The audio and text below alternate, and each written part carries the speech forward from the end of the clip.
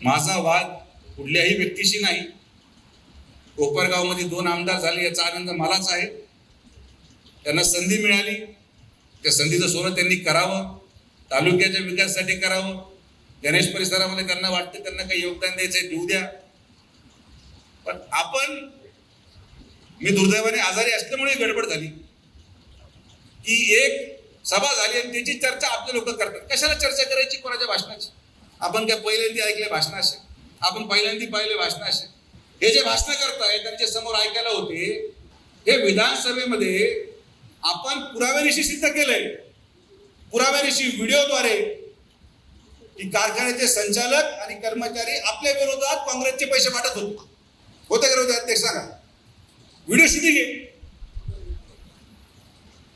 आपल्याला नवं आहे काय सगळ्या गोष्टी? आम्हाला नाही फरक पडत बाबा, तुम्ही सगळी ताकद लावा, जी लावायची लावा. अजून कोणी राहिला असेल त्यालाही बोलून घ्या.